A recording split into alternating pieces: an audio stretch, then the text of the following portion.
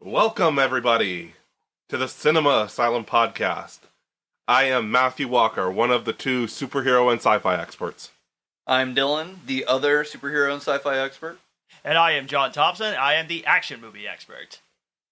You'll notice we are missing our horror movie expert today, Paul. Paul had a accident last night. A deer decided to run into his car. Yeah. So temporarily he will not be here until he can get a new car. I'll be his stand-in, though. I don't know a whole lot, but I'll be his stand-in. Will you be a stand-in or a stand-up comedian? Okay, well, you know what? A lot of my comedy falls flat, so I don't think we want the second one. I'll stick to the road I'm less accommodated to. So. Yeah, like in a horror movie, you couldn't cut it. Hey, I think we have to slash his name from the credits. Not even me. So, something new we're going to add this week is, it's going to be permanent after this week, is we're going to add, if we've seen a new movie for the first time this week, not like a new movie, like, obviously, we're going to be reviewing Ant-Man tonight, but just a movie we've seen for the first time this week that we really enjoyed. So this week, I seen Sicario? It's the guy who directed Dune. It's an action thriller about the war on drugs. Oh, I think I have an idea about what you're talking about. I haven't seen it myself. It's got Emily Blunt, Josh Brolin, Benicio del Toro. That sounds. It was a solid movie, but that's the new movie I've seen this week for the first time that I really enjoyed. That's the one movie I actually am interested in watching because of its great director's work. Because I love Prisoners. Yeah, and I also love the first Dune. Yeah, those were both really good. Oh yeah, absolutely. I've seen. I literally just watched it today. A movie called Invaders. I've heard of it, I think. It came out back in 2015. Yeah. And the only name that I knew from it immediately was Martin Starr. Okay. That's the only name that I knew. There was another guy in there that I recognized. But for anybody who might not know who Martin Starr is, first of all, he was one of the main cast for Freaks and Geeks, which is a show from the late 90s. Okay. That was like basically a debut for like James Franco, Linda Cardellini. Oh, okay. Seth Rogen. Yeah, like a lot of big names were on it. Yeah, James Franco, a really funny man. Very funny. And Martin Starr was on it as one of the like little middle school kids, or like freshmen, I think. But in the MCU, he was originally Amadeus Cho. Okay. Who, anybody that knows comics, he ended up being Hulk. He was originally Amadeus Cho in the MCU, but he got recasted. And the place that people would know him more from would be the trilogy of Spider-Man movies starring Tom Holland, where he was Peter's teacher. Okay. Yeah, like the bumbling one where he loses camera in Italy, like mid-picture. Yeah. He was the guy with the mustache and the glasses. I love the teacher. He's so funny. Yeah, he's hilarious. Yeah. But he was actually really serious in this. I was surprised. It's the first thing that I'd seen from him. There are a few comedic actors who can play serious roles. I mean, look at Adam Sandler, for example. I mean, he plays some serious roles. Well, like Chris Rock too. Oh yeah, absolutely. That's one of my favorite genres of actors. So I have seen. I got to watch two movies that I haven't seen before. One just tonight, actually, and also from last week. So last week, I got to watch Disney's animated film Tangled, which I haven't seen before, and I just watched it, and it's another of my favorite Disney animated films. I love Tangled. Zachary Levi is in it, and he's great. Zachary Levi's awesome. I was going to fight you if you said anything bad about Tangled. Tangled's my number one.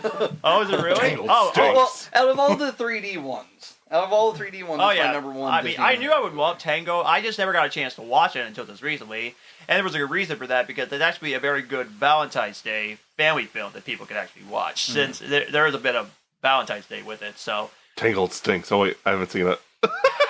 It's about to go down. That's your homework. That's your homework. Watch Tangled. That's your homework. Come at me, bro. Yeah, that's your homework, is to watch Tangled. So if you had seen it and would trash talk it, that's one thing. Yeah, but you haven't seen it, so any opinion you have on it so far is invalidated. The only time where your opinion on a movie becomes valid is when you've seen it. Yeah, and even then, we're all allowed to have incorrect opinions. Gee, I heard someone say that before. But anyway, that's the movie I just watched. And the second movie that I just watched was just tonight, which I cannot believe I'm saying that I love this movie, is actually Scream. I just got to watch that, and the reason why I gave this movie a chance is because I like mystery, and I also like who actually was the killer that did this. The whodunits. No, who done it? Yeah, the whole movie is genius. Yeah, I was so stunned by the plot twist and by the whole film. I mean, it's amazing. I can't believe I actually love this movie. I'm shocked that I loved it. Just wait until the twist from the second one. Well, that's my biggest concern, because I was thinking, okay, I loved it the first time. Is it going to work the second time, or a third, fourth, fifth, sixth? Well, time? it's interesting because I feel like the only one that doesn't work that well is 4. it's always Paul loves Scream 4. I know he does. That. Yeah. I don't know. I would say the 5th. I don't know if you've seen the 5th. Yeah, I've seen them all. I'm not going to spoil anything, obviously. Okay. But I'm very intrigued to watch it. I'm actually looking forward to it. Out of all the sequels, this could be controversial. I'm not super big in this. What a surprise! Yeah, I know. I'm the king of bad takes. I don't know. I might have you beat on that. You know what? The difference between us is that half the takes you have are based on movies you haven't seen. Right. My bad takes are all based on movies I have, and that's typically what puts me in hot water. No, I would say that the 5th is one of the better sequels, if not the best sequel. Yeah, that's what I actually heard a lot of people say. So. I saw a lot of love from it. Like I said, I'm not in the community, but I'm not either. I get all my information from Paul. Yeah, I mean, I think here soon we're going to be getting most of our horror information, Paul. So, I'm dipping out of some of these future movies, man. Yeah, Boogeyman. Yeah, but what you were saying about the twist, I would say that the twist in the 5th one was the most predictable one. Yeah. Okay. Which is saying something, because I just watched every movie except for the first one and part of the second one this year. Okay. So, I saw like the first half of the second one like a year ago, and that was it. I didn't go back to it. I didn't have access to it. But I found the access this past year, so I binged all of them. Yeah, they're on Paramount Plus right now. Yeah, and it was super convenient. I watched like every single one that was leaving this past year for a minute. Yeah. I watched every single one like a day before it left. so the ones I liked, I couldn't go back and rewatch. Wow. There's also the TV show though on the MTV show. I haven't checked out the TV show. Oh yeah. I heard about that. I have seen advertisements a few times. From what season 2, episode 4 is where I'm left off so far. And I really love the first season. What's really cool though is it's not Ghostface. Okay. It's if I'm guessing it right, because I haven't got far enough. Right. I'm guessing Ghostface is inspired by these killings, because the first killing took place in 1994 in this show instead of 96. Oh, okay. And it doesn't take place in Woodsboro either. It takes place in Lakewood, which is it's in Indiana. It's like Lakewood, Indiana. Okay. It's over by Terre Haute. Oh, okay. Rest in peace to everybody that lives there. Yeah, exactly. But anyway, yes, turned out I love the first Scream, and it's definitely another of my favorite movies, which is shocking for me to see. I feel like I gotta shoot myself in the head for saying that. Dun dun dun dun. Yeah, exactly. You're in for a ride for the second one. I'm just gonna say that. But anyway, I'm looking forward to doing this episode. We got Ant-Man review to talk about, Super Bowl trailers to talk about. I'm looking forward for a fun night tonight. Looking forward to it. I feel it's gonna be a lot of fun tonight. Oh yeah, it is. So next up would be the entertainment news. The entertainment news, which it's actually sort of a two-part of entertainment news. So I'm not going to waste too long about it. So let's get to the positivity news, since the negative one was a couple weeks ago, but this time it's going to be positive. So as you pretty much know, Batman the Animated Series and Batman Beyond are two of my favorite anime shows that I think are the greatest anime shows of all time. They are everybody's favorite animated shows. Yeah, that's true. But the one I'm going to talk about, who I can argue is also everybody's favorite anime show, that I had to say, since I grew up watching this show and it was on Disney Channel so many times, my favorite was actually Phineas and Ferb. I love that show. I love Phineas and Ferb. Never seen it. Well, you should. It's funny. It's not just great for kids. Adults loved it as well. It's like Looney Tunes. It's kids shows that adults love. I love Looney Tunes. And I'm happy to say to the Phineas and Ferb fans that are listening to this podcast, there's going to be 2 more seasons coming on Disney Plus. Yes, there's going to be more. The creator of Phineas and Ferb actually said that it should come out sometime around 2024 on Disney Plus and also around Disney Channel. So that's the first part of the entertainment news. And secondly, Bob Iger, who is actually back as president of Disney, actually announced 3 movies that's going to get sequels. No surprise, Frozen 3 shouldn't surprise anybody since There's 4. There's 4 movies. 4 movies? Oh, which one is that? Okay, wait. Okay, I know there's going to be a Frozen 3. I know that. Zootopia is also getting a sequel, which is no surprise because I love Zootopia. That's actually another of my favorite animated films that I love so much. Before I get to what I was going to get into, what was the other? Well, he doesn't know until he I knows don't know what the until you tell me what the other one is. Okay. I was going to get into the last. 50-50 there. I was going to get to the last one because I know it's going to be. Well, there's 2, so we don't know what the last one is. Exactly. Okay. He has to know what the other one is to tell you the 4th. Okay, I know there's going to be another sequel to Toy Story something, which that's Toy Story 5. Yeah, there's going to be a Toy Story 5. Inside Out 2. And Yes. Inside Out 2. Yeah, exactly, yeah. Which is another of my favorite animated films. And yes, the person that's going to listen to this podcast knows that I'm going to continue to defend Inside Out as the best movie in Pixar. Josh, this is the call out. Yes, exactly. The one who loves cat and hats, which... Jesus Christ. But anyway, was actually they already announced that there was going to be a sequel to Inside Out at least months ago. We already at least a lot of people already knew about that. But yes, Bob Iger said there's going to be a sequel to Toy Story 4, and there will be a 5th one. Now, we haven't heard the entire cast is coming back, and we actually have not heard when the date's going to be coming out. Hot take. Just let the franchise die. Yes. Well, this is where I'm going to get into this and to tell you that I'm very surprised that we are getting a Toy Story 5 because I love the 4th one, how it ended. But I'm excited for Toy Story 5, and I'll tell you why. Number one, people that start complaining that there was a 4th movie suck it right in their faces. Turned out to be a movie that a lot of people love.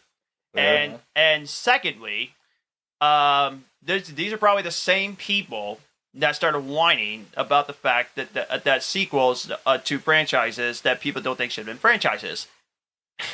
Well, there's no such thing as a bad Toy Story movie. Maybe the Blood and Honey directors could give us a horror version of Toy Story. Oh, for God's sakes. Don't get me started on that. Give it about, 50 years? Give it about 50 years? Yeah. It'll happen. And you know I ain't going to watch that. You know I'm not going to watch that. I draw the line at what I seen the other day. Apparently he wants to do a horror version of Ninja Turtles. Oh. Really? That's where I draw the line. No. Okay, I did not know that. Okay, we're going off subject here. But yeah, already people are starting to complain that there should not be a Toy Story 5, and There shouldn't be a Toy Story 5. Yeah, I'm one of those people. Well, as Paul would say with Lady Gaga being Harley Quinn, let's wait till Toy Story 5 comes out before we crucify it. And I trust Pixar. I mean, they made some. I don't trust Pixar. Oh, come on, Paul. Come on, man. Come on, Matthew. I trust Pixar in any movie they make. Come on, man. I mean, I do too. I gotta say, But today is officially Roast John Day. Well, I actually have a counter argument. Great. I have a counter argument to that regarding the Toy Story movies. Okay. So I am a sequel defender. We both love the sequel movies for Star Wars. Absolutely. And you and I love Disney with a passion. Absolutely. And so does Matthew. Matthew loves Disney too. I like some. So there's definitely a thing about where people are like, oh man, sequels are starting to get out of hand because, they're moving on franchises that shouldn't be moved on. Like, people are saying that about Star Wars. That's true. I love the sequel trilogy. I really do. The TV shows are better, I feel. Two of the movies are in my top 5 Star Wars movies from the sequel trilogy. Yeah. The Force Awakens and The Last Jedi? Yes. Nice. Yeah. Cool. Rise of Skywalker isn't too far down my list, but my list also is like my favorite to my least favorite, implying that least favorite is still something that I really like. Yeah. It's hard to satisfy Star Wars fans. It's absolutely very hard to do that. They're a bunch of whiners. So I feel like that's the biggest example of people complaining about sequels to major franchises, especially franchises that they grew up with. Absolutely. However, I do think that the sequel trilogy was unnecessary. In the same way that I think Toy Story 4 was unnecessary. Okay, I respect because there was an end to the story. Right. There was Return of the Jedi ended with the Empire being defeated, which as really hardcore Star Wars nerds know, it continued on after that movie. Exactly. Like the fight against the Empire went on for a little bit longer. Right. But that was like the final major defeat against them, other than like the one that ended everything. So there was more story to tell, but I mean, unless you're one of those original trilogy purists. The truth is, though, people thought that Toy Story 3 was unnecessary. No, but whoever thinks that was ridiculous, I will bash that person. And it turned out to be great. A very emotional conclusion to the Andy trilogy. People were in tears when Andy left to go off to college. Yeah. They were in tears. Yeah, I haven't seen 3 or 4. So. Oh my gosh, man. You know what? You need to shut your ears then if you don't want to be spoiled. I don't care. Because this movie has been out for a while. You've never seen 3, you've never seen 4. If you haven't seen Toy Story 3, there's something wrong with you. Absolutely. I don't care. There's no reason in modern day to not have seen Toy Story 3. It's on Hulu or something. Disney Plus, yeah. Even if you don't have Disney Plus, it's somewhere. Yeah, exactly. Rent it for $3. I think I got the DVD in there. I just never watched it. Then you have no excuse. But anyway, there was a definite ending to Toy Story, and it was in Toy Story 3.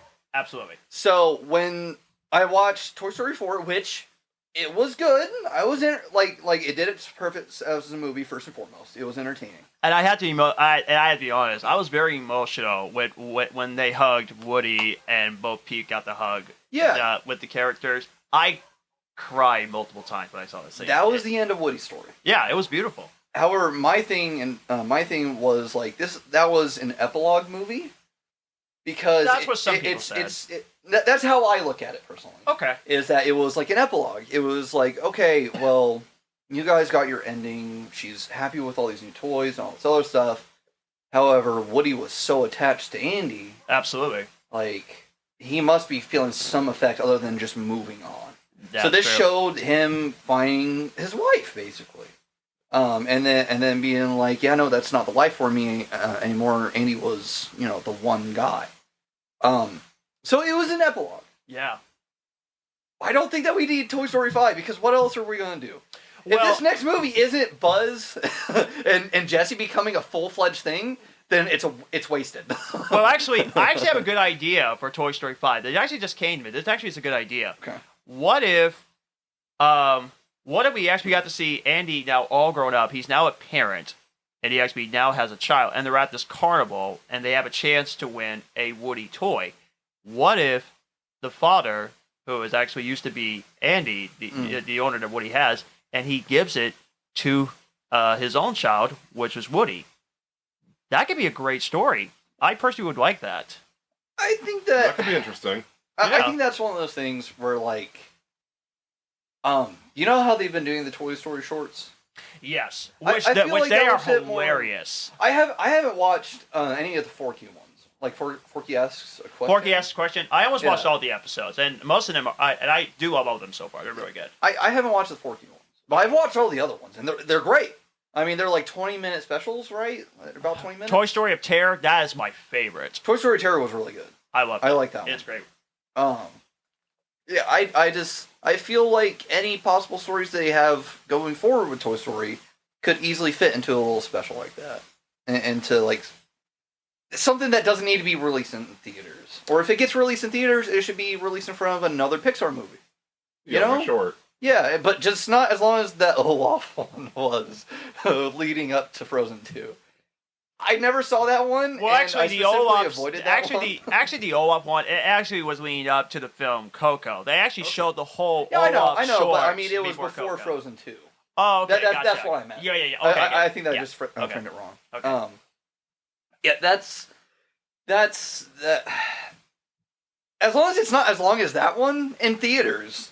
Like if you want to post like a little snippet or something in front of a movie and then be like, oh, there's a half-hour length one on Disney Plus, so go sub to Disney Plus. Yeah. That would be way better to me. I don't see there being do more than like a 5 to 7 minute thing in theaters. Right. Nobody wants to see a 20-minute ad. Right. Nobody does. They definitely learned their lesson after the Olaf one. Yeah. Well, I say we should see what happens because I'm very confident that Toy Story 5 is going to be at least a good movie. It'll at least be entertaining. Yeah. And it's my favorite, my all-time favorite. Batman would be close second, but Toy Story is my number one favorite. Batman's number one. Well, for you, it's subjective, Matthew. I mean, don't get me wrong. I'm a die-hard Batman fan. I mean, everybody knows I'm a die-hard Batman fan. But let's see what happens when the sequel comes out. We're going to give Toy Story some justice. Well, my suggestion, Matthew, is watch the third and then watch the fourth, and then you can do your rankings of the Toy Story movies and tell me which one you like best. Because to me, it's hard for me to pick my favorite Toy Story movie. It's impossible, at least for me. Since I was sick last week and we didn't get do our look at the MCU so far, I'm not going to bother talking in the episode about it, but my rankings are done for phase 1 through 4, so I'm going to go ahead and put that on the podcast page so people can look at it. I'm just putting that out there. Okay. And I ranked everything: the specials, the Disney Plus specials, the Disney Plus shows, and the movies. I can't group the shows and the specials with my list. I just my brain doesn't work like that. Yeah. How I'm going to do it is going forward. I'm going to rank the seasons separate.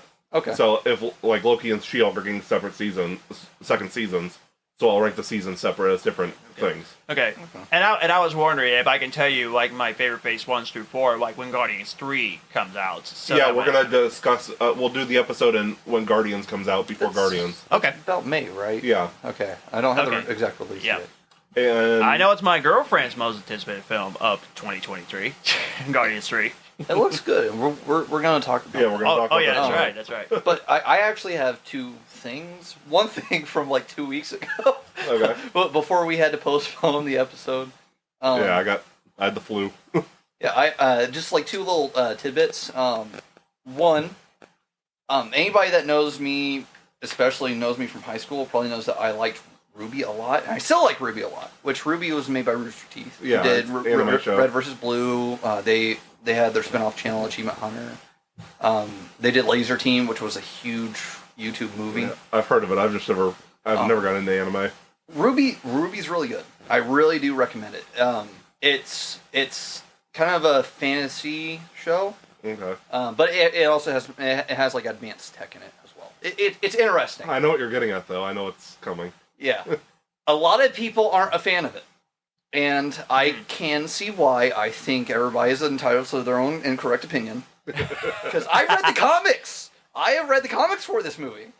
And I read the comics before I found out that the movie was coming out.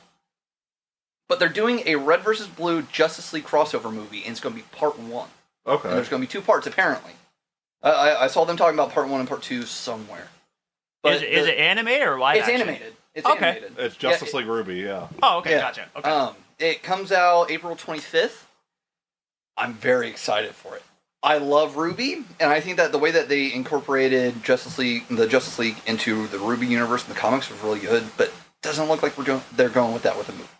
Because in the comics, they didn't know that they were the Justice League. Right. Like they had no idea who they were, how they got there, and everything else. They were just existing in the world of Ruby. I'm actually excited for animated movies this year for DC. The Doom That Came to Gotham. Yeah. It's like a Lovecraft horror tale. Yeah. I'm really excited about that. That's I love really Cthulhu. cool. It's cool. That entire mythos is so cool.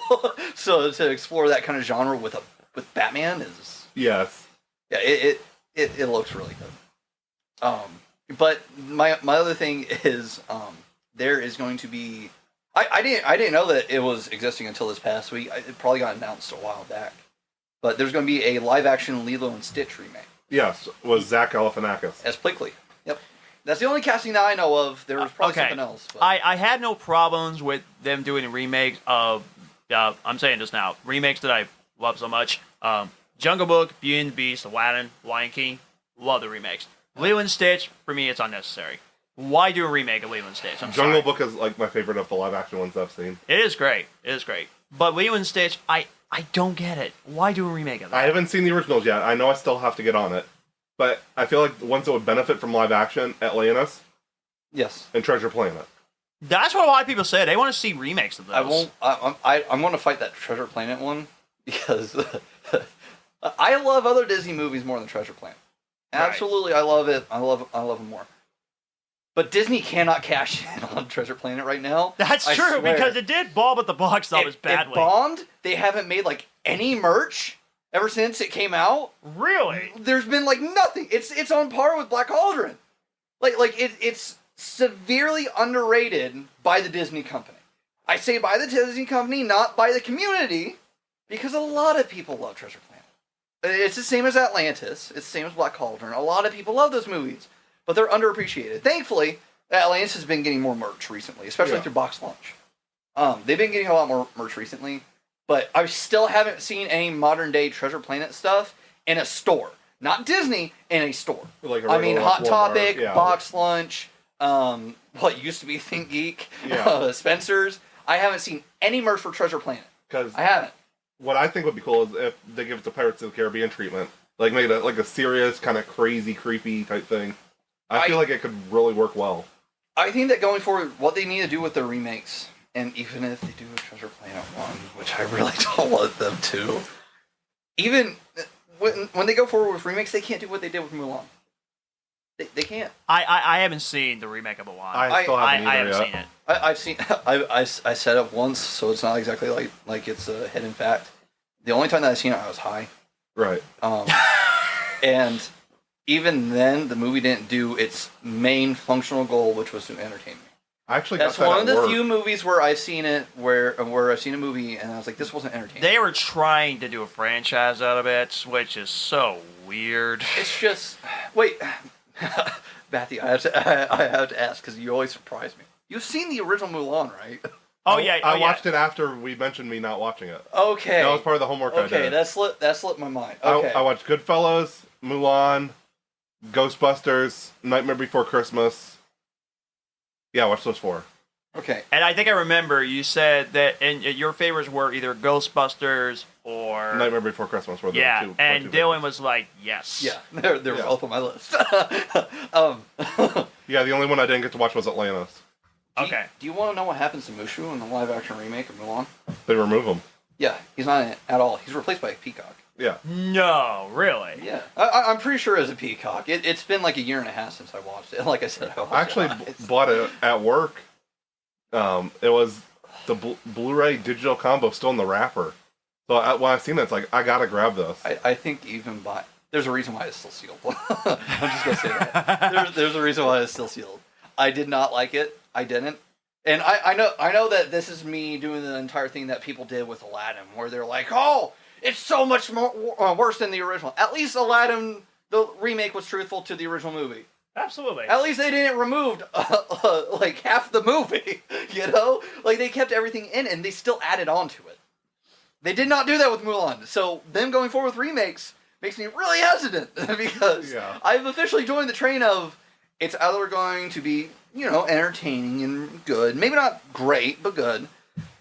I jumped from that train to it's not going to be good.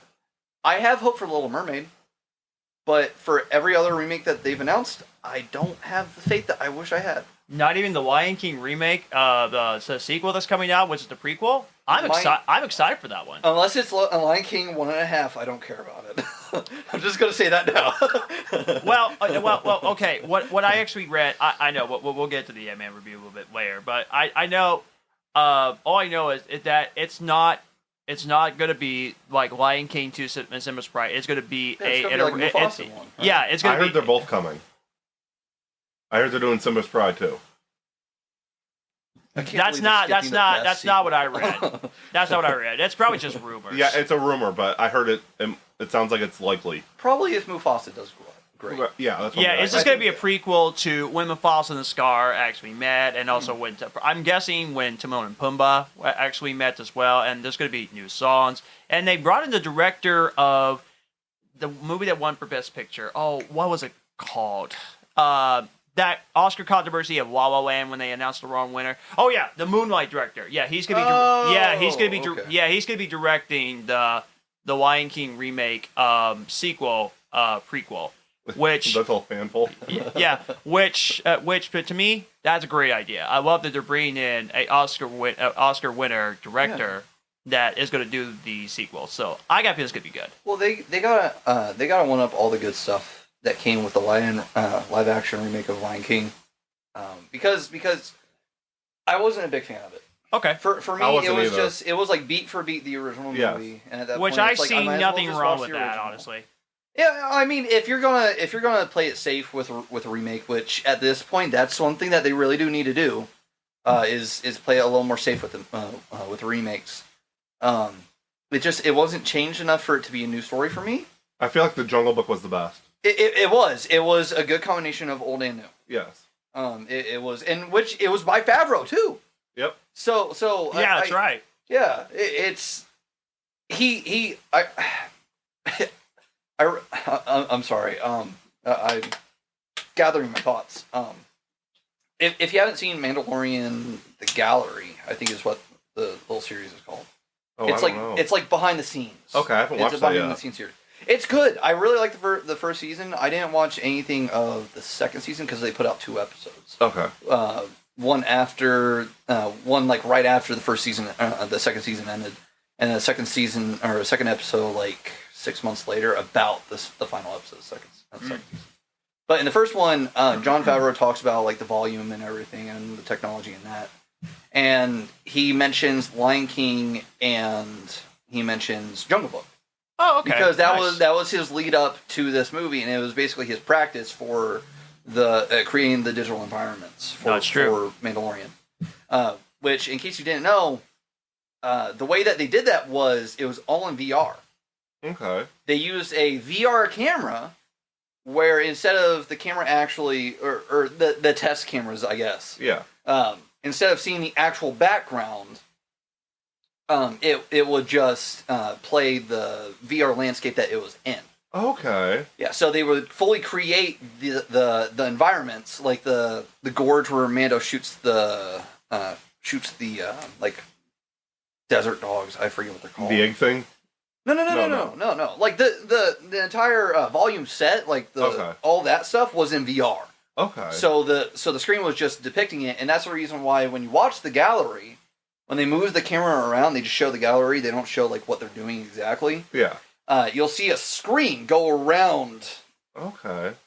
And that's to show like what's actually supposed to be behind Mando at that point. Since we're on Star Wars real quick, I feel like I should drop the first episode of March, what we're going to be talking about. Okay.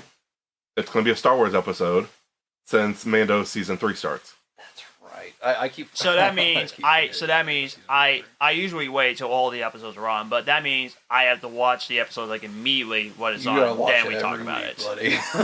Well, no, we're not going to talk about. We're going to talk about just Star Wars in general. Okay. Not Mando. We're not going to jump right in episode per episode. Okay. What? I mean, we could bring it up, but we're not going to do episode per episode. We should at least have like a review at the end of the episodes. Okay.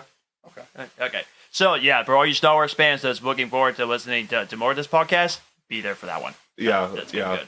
Yeah, I can't wait. Yeah, Star Wars is one of the greatest. It really is.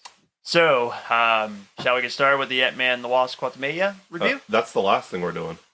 Oh, it is? Yeah. Okay. The Super Bowl trailers, and I had my warm-up question real quick. We got so sidetracked that we forgot about everything in between. Okay, I didn't know we were saying for guys. I'm sorry, guys. I'm sorry. One quick warm-up question, like the Frozen thing. All right.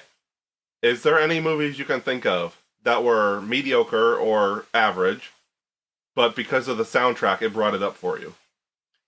A lot of people said Batman Forever, but I personally love Batman Forever. That's, for me, it's pretty underrated. So I don't think I can put that on the list. Oh boy. And by soundtrack, I don't mean the classical score. I mean like actual songs in the movie. Oh. Oh goodness. So you know what? Okay, actually, like how Lil Nas X was in Shang-Chi. I guess. Okay. I'll go and say Daredevil, because Bring Me to Life. Okay. So okay. Okay. It was an average movie that song brought it up. Okay. Actually, this actually just came to me. I said before Batman and Robin is my favorite Batman movie of all time, but I know a lot of people would say that the soundtrack is good. So I'll say Batman and Robin. Does anybody want to elaborate on their answers? I have to go to my catalog of all the movies I've seen. I'm so bad at being like, oh man, this movie was meh. Like I said, like if it's entertaining, it does the job for me. Daredevil's entertaining, but it's not a good movie in the slightest. But like that song, I love that song. Yeah, Me too, for sure. I love that one. My Immortal is also used during the funeral scene, and Bring Me to Life was used in that pivotal moment where Elektra's going to kill Daredevil because she thinks he killed his father. He killed her father. I screwed that up. But that one, and like I said, the Resident Evil movies are not that good, but they're fun to headbang to. They have really heavy soundtracks. Yeah. Oh man. I might double down on the Daredevil one because that is the first one that comes to mind. Now that I think of it, because I'm watching all this and the fact that there's not many outside like the MCU, which God forbid you say anything bad about the MCU ever. And I say that as one of the two experts on the podcast. God forbid you ever say anything bad. I've got some. When I do my rankings, I got some bad ones on there. Like the bottom tier are bottom tier for me. Like I do not like them. Yeah, no, I'm not looking forward to hearing why he is going to criticize Avengers Endgame. I'm not looking forward to that. That's not near the bottom. Okay, that's good. but I'm saying the fact you don't have this one as number one is a crime. That's my favorite MCU film like ever, and for me it's the best one. I'm sorry. I can't name you a better MCU film than Endgame. I'm sorry. It's impossible. Well, I have Winter Soldier at the top of my list. Okay. But I'll go and tell you the worst three that I have. It better not be the one that I actually really love. Thor 1. Oh, come on. Third from last. Ant-Man, first one. What? Second from last. I love the... Oh, come on. She-Hulk season 1 is the worst. Okay, I actually am not saying that She-Hulk, but Ant-Man, really? I love Ant-Man. That's the funniest of the MCU films. Come on. Hey, Matthew, we might have to remove your superhero. Yeah, I agree. Wow. Here's the hot take, though. Endgame is 15 on the list. Well, it's not even top 10. Okay, you know what? Well, I'm very lenient on my scoring. I'm very interested in that. But I also feel like we're going to end up throwing hands. One of us is going to end up throwing hands with the other one. And 15 is too low, Matthew. Yeah, when we do our MCU episode, it's going to be violent. Yeah, we're likely going to get into a fight. Yeah. Okay. And how dare you about Ant-Man? Okay, I watched that movie 2-3 times. I love that movie. Those are rookie numbers. It's hilarious. I know, those are rookie numbers. I've seen Batman over 20 times and it just came out last year. Okay, I'm going to list off my lowest 3 rated MCU movies. Okay. Third lowest is the first Thor. Yeah. It's just not good. I won't say that a single movie on coming out of the MCU is bad. Right. I will never say that because myself, my first priority with watching a movie and deciding whether I think it's good or not is, does it do its job? Entertaining. Is entertainment. And with me, the entire MCU is entertaining. Yeah. The entirety of it. So I'm never going to say that it's bad. It would be bad if it weren't entertaining. Right. There would definitely be some big old duds in it. Yeah. Thor, I've never been a big Thor fan. Yeah, I don't. So I think the highest one on my list is like Ragnarok at like 23. Yeah, my highest is Thor Ragnarok, and that's at number 8.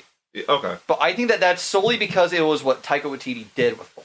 Yeah. It was a little too comedic for my taste, not as much as Love and Thunder. Yeah, Love and Thunder we don't talk about. But it was good. Yeah. Like Thor having that sudden shift, which he had been progressively getting funnier. Right. So it's not like it was just straight out of the gate. He was 90% funny, 10% action. Like, he had been progressively getting funny. But yeah, Ragnarok is my number 8. And then you go like further down the list, and Thor, other Thor sequels and movies are on like my last 10. Yeah. Okay. So my third lowest is the first Thor. My second lowest is Iron Man 3. There were a lot of people that would fight me on that one. I think John's included. Yeah. I mean, I'm not going to... okay. I personally love all the Iron Man movies. But even though I do think the first one's probably still the best one because it's a great way to start the MCU. Yeah, absolutely. But Cody Leash, one of the YouTubers that I actually do watch all the time, that's actually his favorite Iron Man movie at 3. His second favorite is the first Iron Man film. But he said 3 is better because he loves Shane Black as a director. Okay.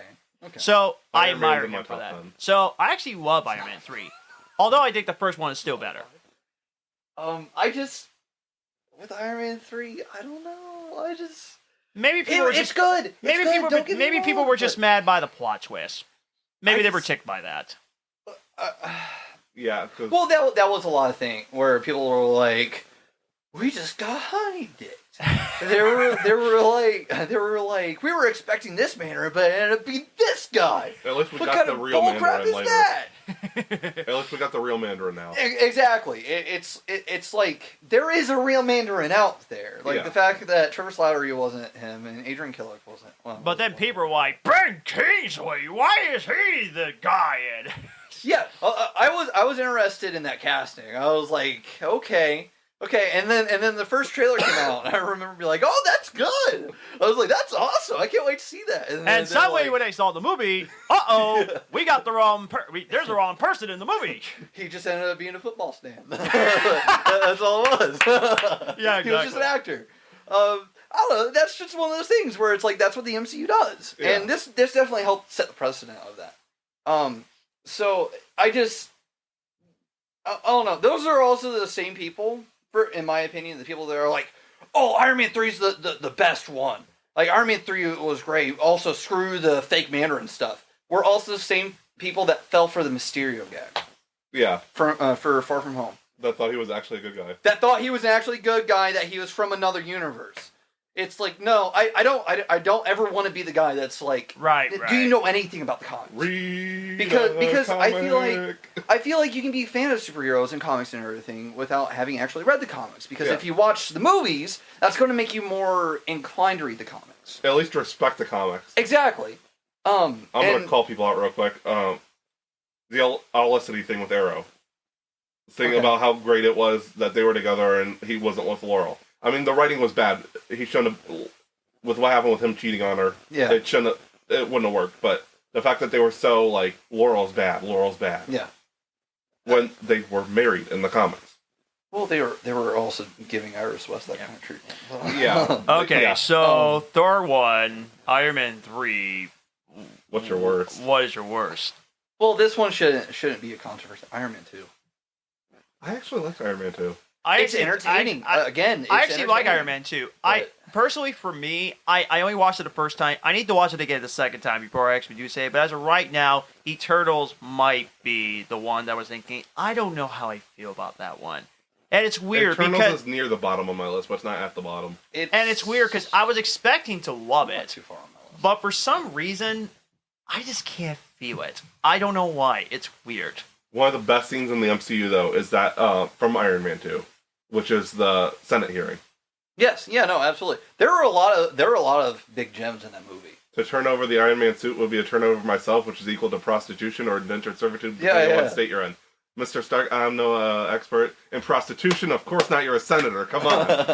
The one thing I did love of Iron Man 2 was when he actually did pee his suit. That was hilarious. And all I say is... Just like that. In fact, Honest Trailer actually did tell about that scene. I was thinking that's the funniest Honest Trailer in that movie. Well, that's one of the best action scenes that we've got from a non-villain fight scene. Yeah, in my opinion, out of the entire MCU. No, I can highlight great things in the movies. Like Absolutely. it's the same thing as Dune. Anybody that knows me and my love for movies knows that I just don't care for Dennis Villeneuve. Yeah. However, I'm also not stupid. Like, just because I'm not a fan of Dennis Villeneuve doesn't mean that I can't be like, that was a good movie. Yeah, Dune, masterpiece. Dune was great. I can highlight a lot of good things from Dune, at least in terms of like entertaining, entertainment, especially in the movie industry. I can talk about that. I can highlight stuff from that movie, and so I can do that with Iron Man 2 and Iron Man 3. But with Iron Man 2, I just was not a big fan of the story that they were telling. It was an important story. Yeah. It was opening Tony Stark's eyes. Yeah. Like it was pulling him back from the brink of naivety. Like from the my father was blah blah blah blah blah. Yeah. It helps see him other stuff, and that was great. And I liked the story about how like like this other guy basically grew up like Tony Stark, but without the silver spoon. And it was a cool Easter egg, Tony Stark Sr. Yeah, that was a cool Easter egg. I mean, it was good. Iron Man 2 just really doesn't work for me because of the story. Definitely has the best. I don't care. The best Iron Man suit I've seen. Yeah, out of the entire MCU. I love the Iron Man suit in that movie. When he's on the Speedway, I love the suit. Yeah. The silver. Yeah, it's Mark 5 at that point. Yeah, it's right? like red and silver. Yeah, I really love that one. That is the best suit up that we've gotten, and probably will ever get. I will die on that hill. It's my least favorite MCU movie, but I will die on that hill. But yeah, it's gonna be fun when we talk about more MCU films. Yeah, we're gonna have and you and I are gonna fight over Endgame, Matthew. You and I are gonna fight. We're all gonna throw hands that episode. It's just gonna be a slap fest. You guys are gonna be real. You guys are gonna be real mad at my entire ranking. It's trash by a lot of people's standards, but I also don't judge movies the same way as a lot of other people. So I guess we should go on to our Super Bowl trailers. Yeah.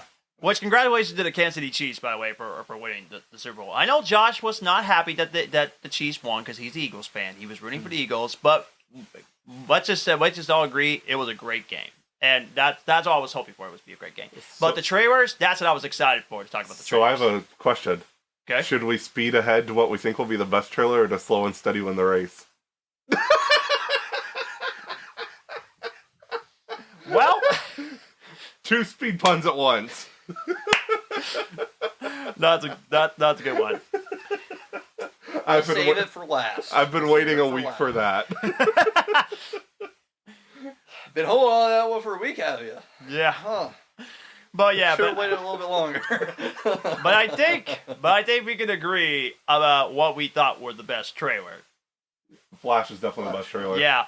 I gotta tell you, when I watched the full trailer of The Flash, I was so excited, and I was like on the edge of my seat. I was just thinking, yes! And I mean, I saw Michael Keaton was on there, just thinking nostalgia is here, and I screamed. Yeah. When he said, "I'm Batman," I was like, "He said the line!" and can I say, Ben Affleck's Batman suit and that one quick scene, that was so sick. That was great. I love that suit. I'm so excited for the movie now. I went from being nervous to being really excited. Ezra Miller controversy aside, but I cannot wait to see the movie. Yeah, okay.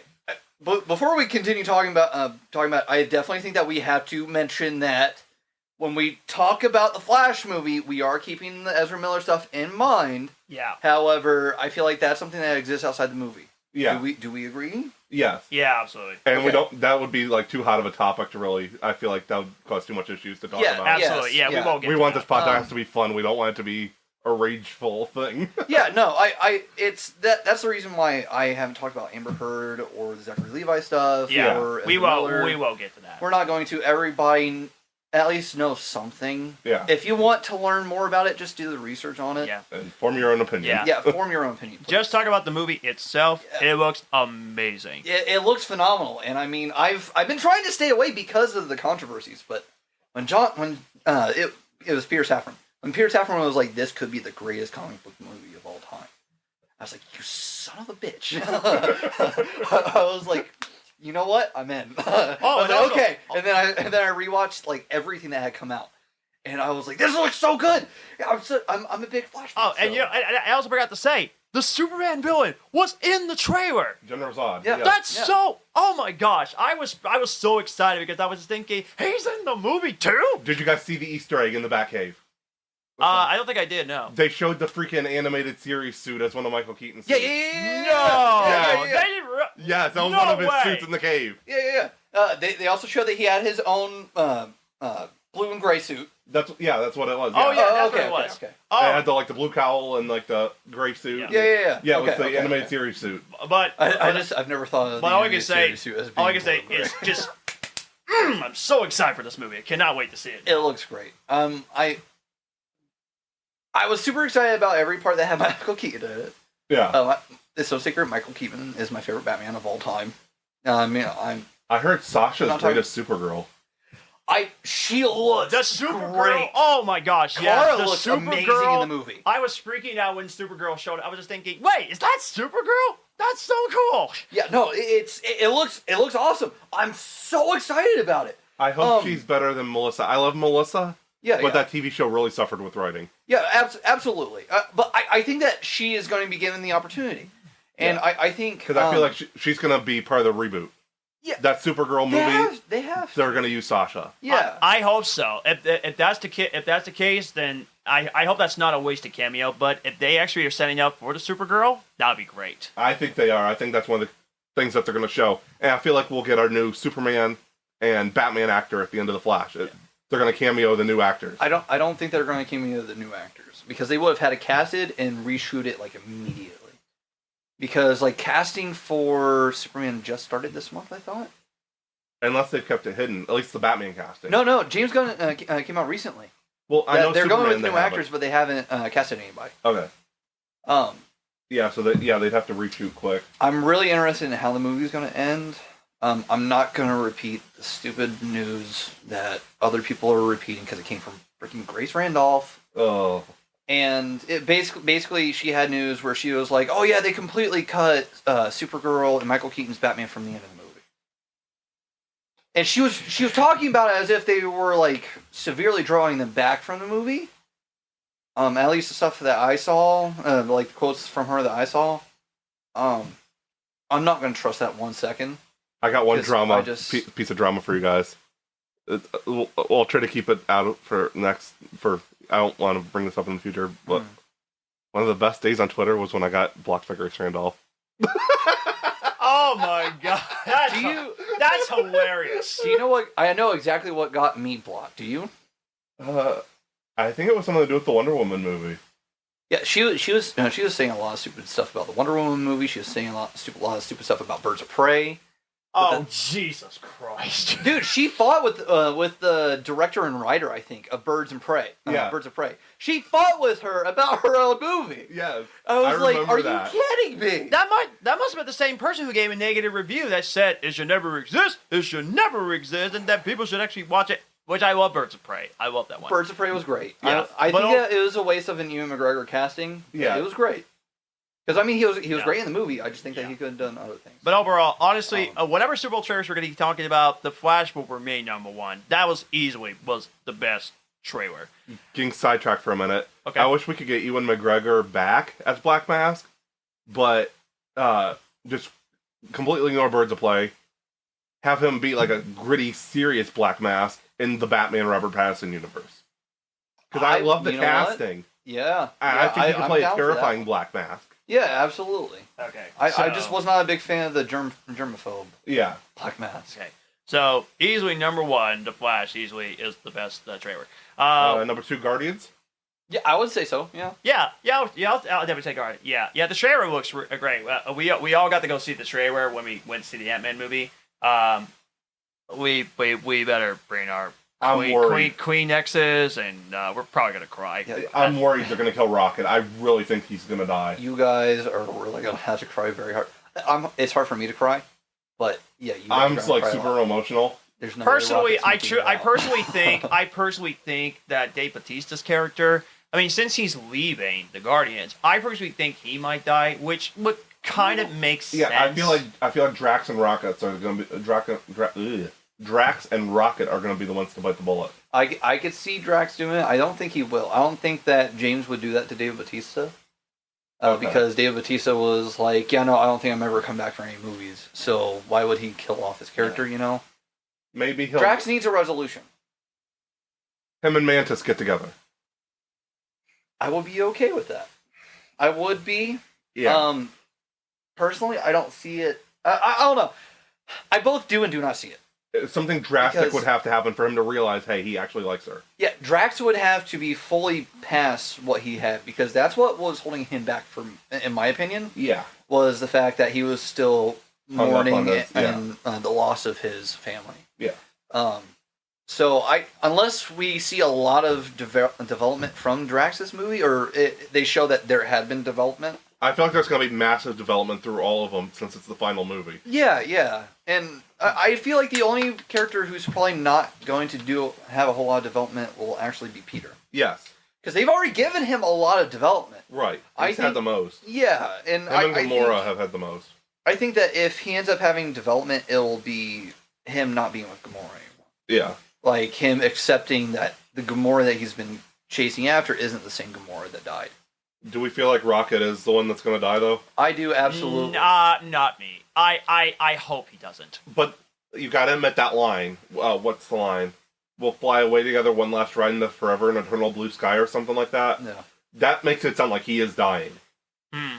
Well, we're gonna be pretty excited when the film comes out, and I know Faith will be excited to go see this film because, of course, as I said before, you love Chris Pratt, so might just put that in perspective. Yeah, this is going to be one of my top movies of the year. I think that's going to be one of the top comic book movies ever. Yeah. Like, I mean, James Gunn is great at what he does. And why would he not go all in on the third one? Right. Like, it's especially considering it's going to be the end. Yeah. Now, as my third favorite trailer, which I actually didn't get a chance to see it on TV, I actually got a chance to watch it on YouTube, the Super Mario Bros. Plumbing ad. I love that ad. There's a funny story actually that I actually heard about it. The Super Mario Bros. Plumbing ad. The number actually is real. You can actually call that number, and there is a voicemail of Luigi. That's great marketing. I've visited the website. I haven't made the call, so this is the first time I heard it. I visited the website too, and I was just thinking they look like a real website. It's hilarious. That's great marketing. Unfortunately, you cannot currently submit an application. Don't worry, I tried. Their application process currently is not working. Hopefully we find something, but you know. But I got a good feeling this might be the best video game adaptation. Yeah. I got a feeling. I don't know. Last of Us. Well, yeah, Last of Us. So far, Last of Us is pretty great. Okay. What's your third favorite Super Bowl trailer? I'll wait for you, Matthew. I'm really optimistic about Transformers 5. You know what? I will admit this. The trailer, it definitely does not look like a Michael Bay film, which that makes me happy. Because Michael Bay's not directing. That's good, because let's be honest, Michael Bay, he's a very controversial director. I liked the first Transformers movie. I did not really like the rest. Yeah, that's... Bumblebee and Transformers are the best. The others were entertaining. Last Night, not as much. I still have not seen The Last Night. Not a big fan of Last Night. I did not like Revenge of the Fallen, though. A lot of people said that The Last Night was the worst. Revenge of the Fallen was the second one, right? Yes. Okay. I did not really care for that one at all. I thought it was good. I think that the third one was the second worst one after Last Night. I have the third as my third favorite.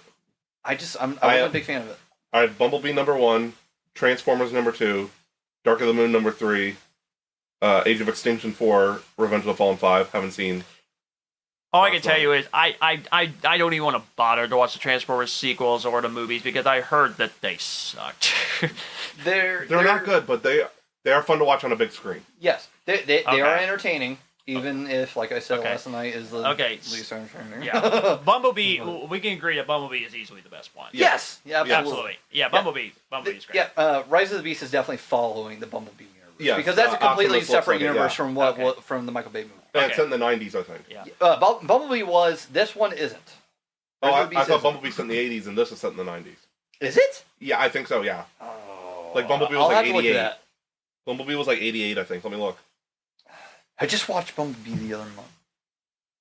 I'm still upset that they casted my man Dylan O'Brien as the voice of Bumblebee and then took away Bumblebee's voice like that. That's funny. I was so upset about that. That was Which figures they're not going to give him his voice back immediately.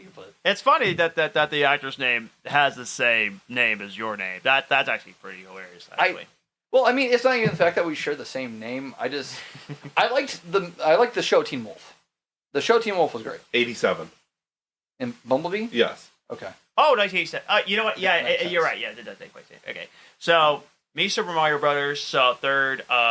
Matthew, the Transformers movie, third favorite trailer. What about you doing? Scream.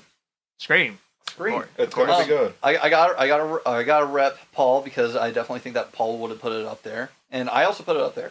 It looks great. It's continuing what made the last one so good, in my opinion. And this isn't just based off the teaser, but I do think that this teaser is the best trailer piece that we've gotten out of every other piece of the Scream trailer that we've gotten. Okay, nice. Also, Scream marketing is insane. Yeah, they do good marketing. Like, I didn't see this. I didn't see nearly as much marketing for this movie as I have any other movie in recent years. I mean, that includes Marvel, which Marvel is huge for their advertisements. That's true. Yeah. But Scream is like off the chain with their marketing. Yeah, whatever marketing team they have for this movie, they need to raise. DC. Dude, they're just going ham. Like every single poster that they put out for this movie has been amazing. Every single trailer that they put it out has been amazing. Every single thing for Scream has been phenomenal. I mean, it's blowing every other big studio out of the park with its marketing. This is how you market a movie. I was right with Transformers: Rise of the Beast 2, 90s. Damn, really? 94, the year I was born. I love the 90s. 90s was my decade. Definitely love the 90s. Speaking of decades, that leads me to my fourth favorite trailer, which is Air Counting a Legend, which is the story about the building of the Michael Jordan shoes. I watched the trailer. That looks great. I'm really excited for it. I mean, it could possibly be an Oscar contender. Possibly, because you got directed by Ben Affleck. Yeah. You got based on a true story about the making of the Michael Jordan shoes. And I'm a sports guy. I'm a huge sports guy. Basketball was my first love. I love basketball. And Michael Jordan is actually my second favorite player. LeBron James is the GOAT. Sorry, Josh. But for me, the trailer, I'm pretty excited for it. I love the cast. Matt Damon, great casting. Love it. Scream 4 is my number 4. And you mean Scream 6? Yeah. That's right. I'm losing it. It's okay. But speaking of Oscars, I think Dune's going to clean up again. Yeah, probably. I can see it. Yeah. I'm excited for the next one solely because there was a part 1. Yeah. I just, like I said, I'm not a big Dennis Villeneuve fan. Yeah. So. Okay. All right, Dan, what do you think? My fourth is going to be the Mario one. Also, fun fact about the Mario one. First of all, they used the Super Mario Bros. 90s show intro music. Yes, I read about that. Yes, and then that's very cool. Very cool. The voice of their client, the woman in the trailer. Yeah. The voice of her was the original voice of Princess Peach. Okay. In the show. Oh wow. Yes. That's cool. Yeah. I saw that like right after it came out. Yeah. I was surprised by that one. Again, the marketing is just genius. Well, I mean, if they keep this up, they're going to end up doing an entire Nintendo universe. Oh, they already plan on doing a Nintendo universe. Honestly, I heard they're doing a Super Smash Bros. Thing that they're leading up to. That would be great. That would Super Smash Bros. Is going to be their end game. And Donkey Kong is actually my favorite Nintendo character. I played Donkey Kong Country multiple times when it came out on SNES. That's my favorite video game series. I wouldn't mind an F-Zero movie. F-Zero movie, but it's made by the same people that made Speed Racer. No, I'm good. No. I Matthew, you gotta learn this about me. I will defend the Speed Racer movie till my last dying breath. Same as the Power Rangers movie. I will agree with you on that. Power Rangers is incredible. Speed Racer is incredibly entertaining. It knows exactly what genre it spawned from, and everybody in that movie gave a terrific performance. The only reason why I think a lot of people wasn't a big fan of it was because the performances that everybody was giving didn't match up to the comical tone of the movie. I've seen it a long time ago. I don't remember it that well. So you should rewatch it because I had the same opinion about it where I was like, it was okay, and then I rewatched it like 5 years ago, and it's like one of those things where like your taste buds develop as you just age. So like One day you like mac and cheese, the next day you don't. For me, it was one of those things. I love mac and cheese. For me, it was one of those things. I was like, holy crap, this movie's really good. Do you know what movie I had that epiphany with? What? Lord of the Rings. I used to hate it. Really? Okay. Interesting. I rewatched it a year ago, 2 years ago, and it's so good. I'm like I've said before, I'm a big D&D nut, and therefore, I like fantasy stuff. Right. My family loved the Lord of the Rings movies. They really did. I'm not surprised. I mean, it was like that. Anytime that we were together for a long period of time, we would be watching that. Like we took a trip over to Europe years ago, and it was me, my brother, and my mom, and so we would be on trains for like 9 hours at least. Like, I mean, we would be in a compartment for a while. So they brought a laptop full of movies. Just watch one extended cut of Lord of the Rings and you're there. It wasn't even the extended cuts. They would watch all 3 movies in one sitting. Did they really? They Wow. did. They did it like 3 times that summer. And I was like, all I had was like a little flip phone, and that was it. I had that, and I had a book. So like when they have all the lights off in the room so that they can watch the Lord of the Rings movies on this little laptop, I can't do anything. You're watching Lord of the Rings. That's hilarious. So I had to either watch Lord of the Rings or go to sleep. That's hilarious. So I think because of that, I was burnt out on the Lord of the Rings movies. Yeah. But I did recently watch the second and third extended edition. Yeah. Because I had seen the extended edition a long time ago. Yeah. But I just never watched the one for Two Towers or Return of the King. Yeah. Big turnaround for me. Yeah, watching the really extended edition, I loved it. It's another case of you could probably pick out my favorite point if you know me very well. Yeah. Of the extended editions. Yeah. I've only seen the extended ones once, so I got to rewatch them again. They're oh my god, dude. They were a task. The third one was a task for me, but yeah, it's like what 4 hours and 40 minutes or 4 something. 4 hours 26 minutes. Yeah. That's how recently I watched it. I probably wouldn't be able to set it down to that one, but I digress. It was a beast. It was a beast. We got to get you to watch them, John. They're such. Good My movies. pastor loves the Lord of the Rings films. Most pastors do. Oh yeah, absolutely. Most pastors do. Okay. Now as for my 5th favorite, I'm a huge Rocky fan. I love all the movies. So Creed 3 is actually my fifth favorite Super Bowl trailer. I can't wait to see it. Creed 3, that's my fifth favorite. Mario, I guess. Don't really care about the rest. Well, we'll get to that. We'll get to that in a moment. Okay. Mine's Creed 3. Okay. Yeah, All right, cool. mine's Creed 3. Okay. Okay. 6-1 for me. I know. I still Was there any more? Oh yeah. There's more. I still have not watched the Indiana Jones movies, but since I'm changing my last one. Yeah, I am my too. last one was Indiana Jones. Yeah. This next one's gonna be Creed 3. Yeah. Okay, yeah. I have not watched the Indiana Jones movies yet, but because I love Steven Spielberg so much, of course, I'm going to give this movie a chance. So Indiana Jones 5 is actually my 6th favorite of the Super Bowl trailers for that one. Indiana Jones is the OG Tomb Raider. Well, yeah. I have opinions about the new Indiana Jones movie. I'm excited for it. I feel like any Indiana Jones fan should be excited for it. But if anybody is like, oh man, I wish they would have done this with Solo, talking about the de-aging stuff. It's like, no, Solo's great the way that it is. Stop giving me that freaking look, Matthew. Solo is great. It's probably my top 3. It's been a minute since I looked at my list. I actually do love Solo as well, but we're going off subject on that one. Okay. Dial of Destiny looks really good. I'm very excited for it. I do like that they did de-aging tech on both Indiana Jones and the main villain. That's really cool. Which Mads Mikkelsen doesn't need a whole lot of de-aging. But Which episode do you think will be more violent? The MCU episode or the Star Wars episode?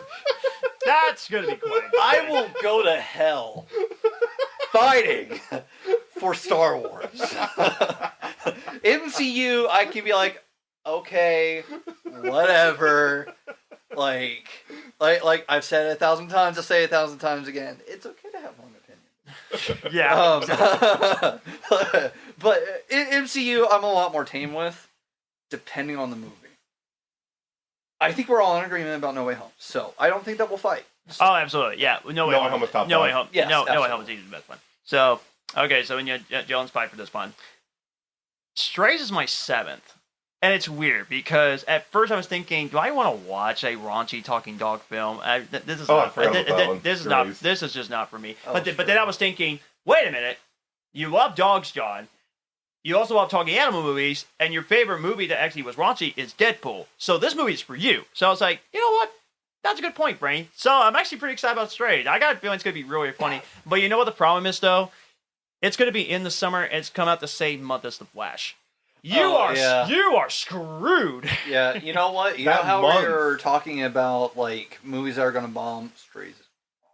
Yeah, I think that it's probably going to receive great reviews, but it's probably not going to talk about. It's going to be a box office bomb because forget just having Flash. You have Flash that month, Indiana Jones 5, Transformers 5, and Spider-Verse 2. Those are all in June. Really? Stray is screwed. It's buried. Yeah, but even if the movie's going to be great and hilarious, it's still screwed. It's going to get overlooked. Yeah. But I'm actually pretty excited about Strays. At first I was thinking I don't think so. It's a suicide release because the studio screwed itself before they've even released it. Yeah, but you thought it looked pretty funny when I showed you the trailer. I'm a big fan of Will Ferrell. Me too. Elf is my favorite Christmas movie ever. I love Elf. It's got to be one of the top Christmas movies ever. I mean, Will Ferrell just does a great job. And, again, if anybody hasn't seen Spirited, still haven't. Well, you can wait for next Christmas. I'm not saying you're watching it now. You're not going to be in the. The problem is we have so many streaming services in our house. We have Netflix, Disney Plus, HBO Max, and we're trying to be careful when we're saving our money for streaming. Get an Apple TV trial just to Okay. watch them. I will go so far. Okay, as to say we can watch it. Okay, so it's so good. Or the two of us can watch it together. Yeah, seriously. Apple TV. So I think we all agree that Strays. It's great. I agree that I guess we all agree that Strays is the 7th best one, at least for this one probably. Yeah, I could agree with that. I don't think there's much more to talk about. Well, we got Transformers: Rise of the Beast. That's actually my 8th favorite. I'm actually not going to put it last because I will give this movie a chance since it's not directed by Michael Bay. Thank God. But yeah, that's the 8th one for me. Yeah. Fast X. Oh yeah, I forgot about that. I completely forgot about that. That's in last place. Sorry. Now I will admit this. I did watch the trailer, and it wasn't as bad as I thought. But inside, I'm still thinking this is so freaking stupid. Like, what's the point? I'm gonna go into it with a new mindset this time. I'm not gonna go into it as a street racing movie anymore. I'm going to go into it as Mission Impossible with cars. Well. Because that's basically what it is now. It's Mission Impossible with cars. We should still have one more spot after this one, for our least favorite, because I still haven't said the Air movie. Okay. So we should still have one more slot. Okay. Fast X isn't this low for me. I don't. If there was a Super Bowl trailer, I think I must have missed that one. I think they released it like a few days before. Yeah, I was going to say it's. And then they did like a shortened version during the Super Bowl. Yes, they did. Yeah. So so that doesn't really count then. Well, actually, it actually does count, and then they actually showed the full trailer. I think probably a couple of days. Yeah, it was a couple days before. For a couple of days before, so it still actually it kind of counts. You have a problem? You have a problem with the Air movie? Because I can see in your face. I'm not. Yeah, exactly. I'm not a huge fan of sports. Okay. I think that it's one of those things where this movie, it feels, and I know it's not the case, it feels like it's in the same vein as the Al Yankovic biopic was. It's catered to a certain audience. It's catered to a certain audience. It's definitely going for a comedic tone on it. Right. But if you're outside the audience, it's not going to matter. Exactly. I mean, that's how I feel too. The Al Yankovic biopic got a couple different audiences in there because it's like, do you like Al Yankovic and or Daniel Radcliffe? Right. And any Harry Potter fan that likes who was the title character, right? We'll see. Would probably be at least interested. Yeah. Personally, I just really love Daniel Radcliffe. That's the reason why I watched it. I didn't watch it. I also like Al Yankovic, but I'm not a huge fan. It looked interesting. I didn't watch it though. It was good. I'll say that. Elvis was really good though, which we'll get to that next week. Yeah. Are we doing like a biopic episode next week? No, next week was our Cocaine Bear review, and also a look back at our 2022. Cocaine Bear is probably going to be either the stupidest best movie ever made or the best stupidest movie ever made. It's going to be one of those best two. Stupid movie. Absolutely. But yeah, next week was our Cocaine Bear review, and also a look back at last year's top movies of ours. And then if we have our list, briefly touch on 2021. Okay. If you can dig up your list. Yeah. Okay. But I just, for me, like, that's what's going for it, is the fact that it has a Al Yankovic feel. Yeah. true. But that film got overlooked because of the fact it was on Roku. No. It got a lot won of- awards. Yeah, it got a lot of it was- attention. Oh, it did? Yeah, okay. no. I was surprised because I hadn't seen a lot of people talk about it. That's probably what But it yeah, was. no, it was not snubbed. Yeah, no, it won best film At in the a BAFTA or comedy. something. Yeah. In comedy, yeah. Okay. It won that award, and I think it won a couple others. I can't remember though. I think it won some at the BAFTA awards today. Okay. I know Elvis Austin Butler won Best Actor. Which is no surprise. that's And no he'll surprise. likely get an Oscar, which we'll talk about the Oscars one in the next few Yeah. weeks. Yeah, when the Oscars Oh. episode drops. Yeah. Yeah. So, It's I don't know. I'm not super looking forward to Air. well, Yeah, me I'm neither. not. well, I'm excited to go see it for I myself. like Ben Affleck. That's all I'm going to say about it. Yeah. I like Ben Affleck. Yeah. So. But we can definitely agree on one thing. Flash is number one. June cannot come fast enough when the Flash June comes is out. in Spider-Verse 2. Spider-Verse 2 is my most anticipated movie of the year. Oh my gosh, yeah. Superheroes is stack load in the summer. I just can't wait to see my man Bombastic Batman. Yeah, me too. And Ben I'm Affleck very excited to is see him. actually my third favorite live action actor that plays Batman. I will defend Ben Affleck. My brother hates Ben Affleck as Batman. Well, I mean, he also thinks that Cat in the Hat is better than Inside Out. So. Well, yeah. Well, Josh too. Yeah, exactly. Yeah. Do you know which two Spider-Man I'm looking forward to most? What? Which one?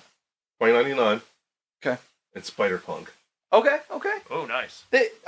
I've been trying. One of the things I think we've talked about it before. One of the things that I try to do is try to stay away from trailers. Yeah. So wasn't there a trailer recently that really featured Spider-Punk, or at least some section of marketing? 2099. He showed up in the poster.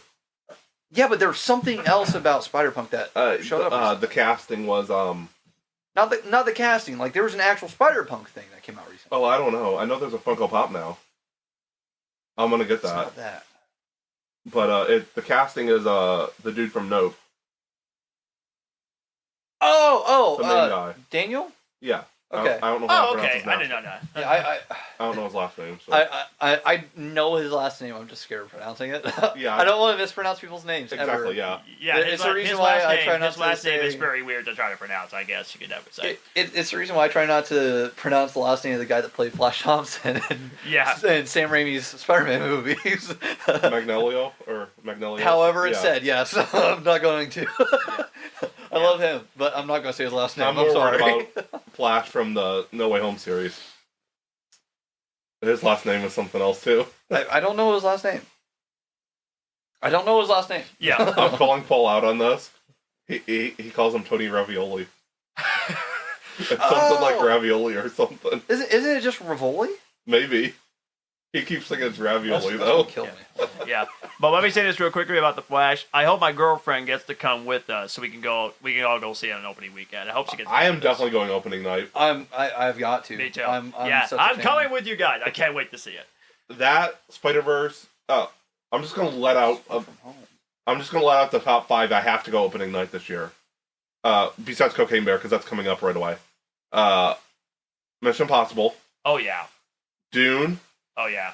Spider-Verse 2, Flash, and Guardians. Those are like the top 5 I have to see opening night this year. I love seeing movies on opening weekend with Yeah. you. I absolutely love doing that. It's Tony Revolori. Okay. That's what his name is. I felt more confident pronouncing his name.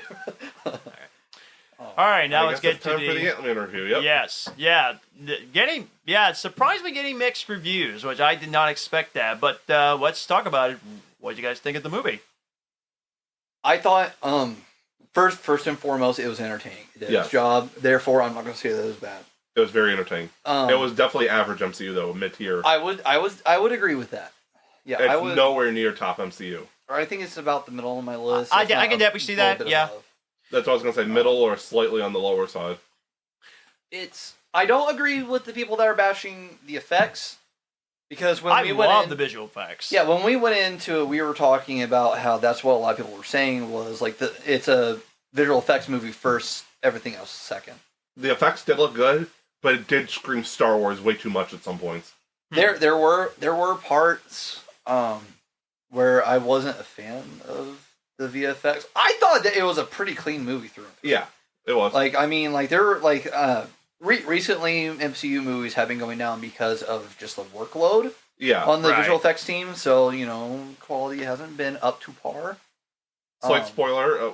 Spoiler for this episode. Yes, yeah. We start with that. Yeah. Spoilers for Quantamania. Yeah, if you guys have came not out 2 days ago. Yeah, if you have not seen Ant-Man and the Wasp Quantamania, pause this review, go see the film, then come back. Yes. You've been warned. Okay, so now we're safe. There were definitely a few parts where I was like, it doesn't look super good. Like there was one of the parts that people were shouting out for the trailers, which was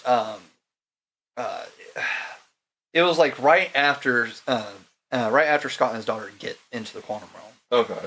And there's like archways of rock all behind them and everything. The lighting for that one wasn't my favorite because it didn't match the backdrop. I don't know about you, but I think we could agree the worst CGI was MODOK's face. Yes, but that's also something that's really difficult. It looked like it was out of a high-res video game. That I will give it that. I mean, that's what they did with MODOK is what every single modern video game is trying to do.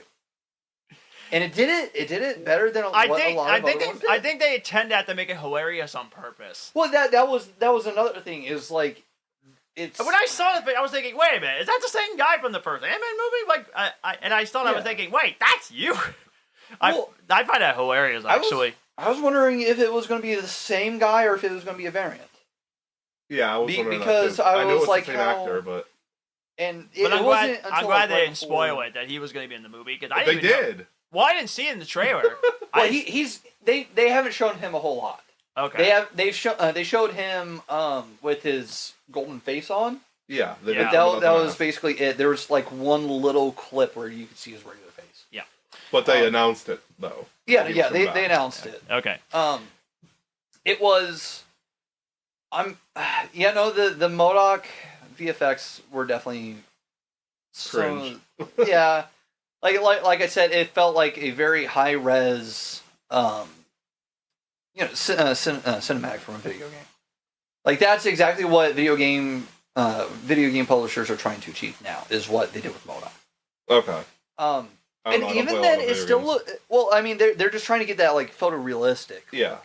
And I think that the MCU definitely achieved it to a degree. It was just I think that it would have been a lot better if they hadn't scrunched his face. But you have to for MODOK. Right. So, like, they had to make him more of a caricature. Yeah. They had to make him more of a caricature of Yellow Jacket. Yeah, Yellow Jacket. I was struggling to come up with his last name. Darren Cross. Yeah, right? Darren Cross. They had to make him a caricature. Not to be confused with Darren Criss, who played Music Meister on Flash. That's. I don't know. That was where the visual effects went wrong, in my opinion. For MODOK, was the fact that it had to be a caricature. But how else were they supposed to do it? Right. That's my defense of it. Like there was no avoiding that. Right. Okay, so you know how much I love the first Ant-Man so much, and I'm going to defend that film with a passion. And I do love the sequel. You want to go a few rounds?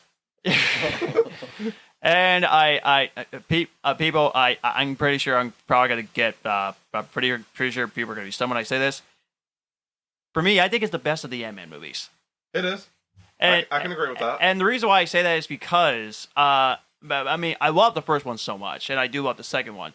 But to me, I love the third one. For me, it's the best one is because I love the risk it took. I thought the humor was actually really great, and Paul Rudd, as usual, is fantastic. Yes. And Paul Rudd is easily is my favorite funny actor. And the villain, the guy who actually got to play the future villain in the upcoming Avengers. Yeah, Kang the Conqueror. He was easily the best part of the film. Oh yeah, for sure. That's what everybody's saying. Yeah, and I was thinking, how is he so tough? And he's a great villain. I feel this is going to be risky. I think by the time this saga is over, I feel like he might be better than Thanos. Yes. Well, we shall see. In my opinion, he already is. Really? Yeah. Controversial take. Just one movie. We've had not one movie. Two Loki. appearances. Yeah. Thus far of Jonathan Majors as Kang. He Who Remains and then Kang. Yeah. We've had 2 appearances versus how many of Thanos? 6. Yeah. That had different colors of purple. Yeah. I hated that too, by the way. That they changed the color of his skin like that. Yeah, it was. It went from purple to pink. It didn't make sense to me because if they're like, oh well, it clashes against the rest of the movie, change the rest of the movie. I don't care. I like how it looked in Guardians. For me, once something is established, you need to follow through on that. Yes. For a majorly connected universe, if something looks one way, it has to remain that way. Right. Yep. You can always put like variants of things. Yeah. Like I mean, they're not going to make the same the same tablet in Star Wars. Right. They're not going to do that. They're going to have different versions. But when it's a freaking character, especially the color of that character's skin, like that needs to be consistent. I'm sorry, it just does. It does. But no, I think that Kang is already better than Thanos because you know I knew who Thanos was the entire lead up to who Thanos is actually my favorite Marvel villain. Loki would be second. He's great. I'm not bashing Thanos at all. Like I mean he was great. I think that they pulled Thanos off wonderfully. Yeah, but I was more scared of Kang in the first full appearance that he had, and I'm excluding the Loki one because that wasn't really a full appearance. That was like a nerfed Kang. Right. Like that wasn't like I feel Kang like Kang will be a monster. Power. Oh, absolutely. Yeah, that's the entire thing. Is like the lead up to us getting a full on Thanos appearance, like he is a major part of the movie, was Infinity War, and like you know, obviously we saw him be a beast in that movie. Yeah. But we had seen him 4 times before then. Yeah. And none of those times did we ever get like this menacing feel. No, Kang came straight out the gate and came into play. Kang, like even he who remained, even though he himself wasn't like the main Kang. The main Kang, even though he wasn't like who Kang is supposed to end up being in the MCU. Yeah. He's how he was portraying the other Kangs. Like being like, you do not want this to happen. Yeah. I had to single-handedly stop all these guys and do this to your guys' universe because of how much havoc and destruction I can cause. Yeah. Like he painted such a brilliant picture of it. And then Quantamania comes out and this Kang lives up exactly to what it was. Yes. Absolutely. Absolutely. Kang, Dyllan verified, Kang is better than Thanos in the MCU. Already. Okay. I have my official seal of approval on it. Yeah. Absolutely. I don't have my seal yet, but we're getting there. Yeah. So overall, let's get at the overall scores. Despite what critics said, I'm not surprised it's divisive, although I'm very disappointed in the critics that they're being way too harsh on the film. But overall, at least for me, it's already the beginning of the year, but it's already first of the best movies of the year. So for me, I'm giving it a full 10. I love the film, and I definitely want to see it again. Oh, we're doing 10 star? 10 out of 10. Okay. Yeah. I think that I'd be comfortable saying like 6.5, maybe 7. That's what I was going to say, 7. Because I mean, it was a good movie. Absolutely. It was not top tier MCU though. It wasn't. It's not, but because 10. Ant-Man is in it, it's a great movie. I really did enjoy it. Well, I mean, even if it was Jonathan Majors pulling most of the weight of that movie, he did a great job. I think the lead into the movie was the worst part of it when it comes to narrative. Yeah. Because it definitely built up, especially when Ant-Man was all the way at the core. Yeah. Like when he was all the way at the core, that was one of the better scenes in my opinion. Yeah. Like I mean, I think it was written well, it was directed well. It was all CGI. It was directed well. Doesn't matter if it was CGI direction or live action. It was great. Yeah. That entire scene in the core was brilliant. So, like, leading up to that point, that was definitely one of the highlights of the movie for me. So I definitely feel comfortable putting it a 7 with that scene and Jonathan Majors. Yeah, like definitely pulling a lot of the weight. Yeah, there was something I think it might be an Easter egg, but I don't know. I believe the Baskin Robbins thing is. I think Paul Rudd used to work at Baskin Robbins before he got famous. Really? I think I read that somewhere. At one point. That would be interesting. Yeah. So I think that's why they did that. That's a pretty meta Easter egg in my opinion. Yeah. Like to have both like him and his character have gone through Baskin Robbins doors at least at one point. And by the way, there are 2 post-credit scenes. The first one, not really great, but the second one got me excited. So yes. The first one is great, but the second one got me really excited for the upcoming future of the MCU. I have one criticism that I would like to voice about Quantamania, actually. What's that? My criticism is that they didn't leave Scott and Hope in the quantum realm. Okay, and I have an explanation for why I think that. First of all, obviously, when they closed the thing out, I was like, "There's gonna be a way." Like, I mean, considering the fact that Scott got trapped in there once, same for Janet. The fact that they got caught in there once, they're gonna have a way to get him back out, one way or another. Whether it was through the device that took him there, or if they had to build a new submarine basically and pilot it through the quantum. Yeah. There was going to be a way to get him back, so it's not like I was like, oh, well, I can't believe that they just, like, shoehorned that in. No, it makes perfect sense. Like, she described that was the way that they could have gone out at the very beginning. Right. Without saying that that's how they were going to get out, because obviously they didn't know. I just looked it up. I was wrong. Apparently that was just something I'd seen on Twitter that was not actually real. Oh, okay. Well. Whoops. But I think that I think that Scott and Hope should have been stranded there. Yeah. Because I just, for that me... would have been a good lead up for the next movie. It would have been. True. With Cap forming the New Avengers in his next movie, A New World Order. Yes. I'm excited for that one. With him creating the New Avengers in this movie, it would have given them the opportunity for them to bring out Cassie. Yeah. Because obviously, like, we're probably going to see Scott in that movie. I feel like Catherine Newton played a good Cassie. Absolutely. I'm still on the team of everybody that's like, oh well, the previous actress. I'm still on the train of defending her, because it's like the fact that she found out with the rest of the world is what was wrong about that. Yes. Like, I mean, I expected Catherine Newton to do great. Yeah. And she definitely lived up to it. Like, she did a good job. Like, it's exactly what I expected from her performance. But I'm just not a fan about that recasting without telling the person you just casted. Right. That's almost as annoying as the Henry Cavill thing. Yeah. It's oh no, I'm not a fan. It's not the first time that it's happened. And it won't be the last. It won't be the last. One of the other bigger ones in my life was Matthew Lillard being replaced by Will Forte in the Scoob movie. Yeah. None of the legacy actors who had been playing the characters for at least 10 years, if not since the beginning of the show, like Frank Welker. Right. Which Frank Welker was the only person that returned, I believe. They didn't tell all these other people who have been playing the characters for years, like, hey, by the way, for this new movie that you definitely know about, we're not bringing you on. I got something to say about Frank Welker, but it's going to be off. It better not be what we've talked about.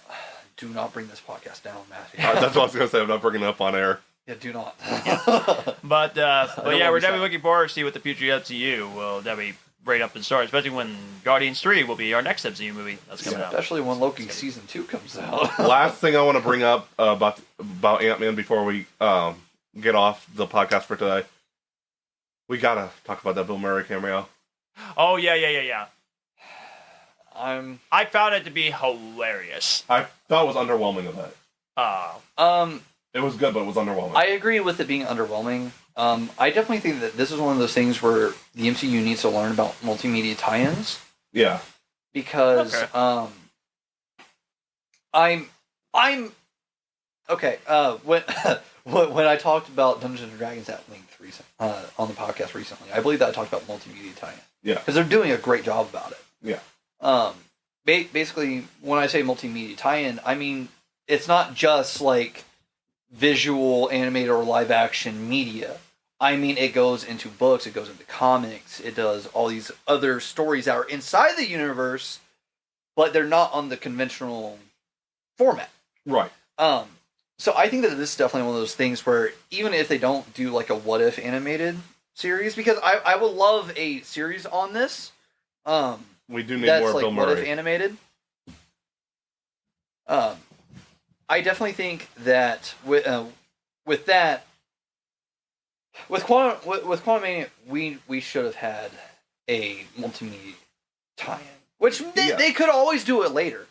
But like they should do one where it was Bill Murray's character and Janet. Yeah, you know, like together. That would be a good What If episode. Yeah, well, not even just like a what, like if they did like a anthology series. Yeah. If they were to do like an anthology series in the What If animation style, that would be awesome in my opinion. And that would be one of the stories that I would like to see be told. Yeah. Because or do it like a mini series like the Marvel Zombies thing. Yeah, exactly. Like I think that's something that I would really like to see. Which there are like tiny little pockets all throughout the MCU where it's like, oh, this could have been a story. Oh, this could have been a story. Like you have those kind of things. I think that Marvel really needs to embrace that, whether it's as a short form anthology series in the vein of What If animation style, or if it was just a comic, because they have put out MCU comics. Right. Granted, it's typically recaps, but we've gotten.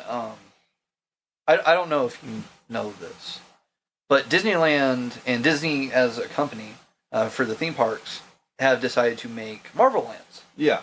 And I've been kept up to date on a lot of the stuff. But one of the things that they did was they put out a comic that was based all around the web attraction over at Disneyland. Okay.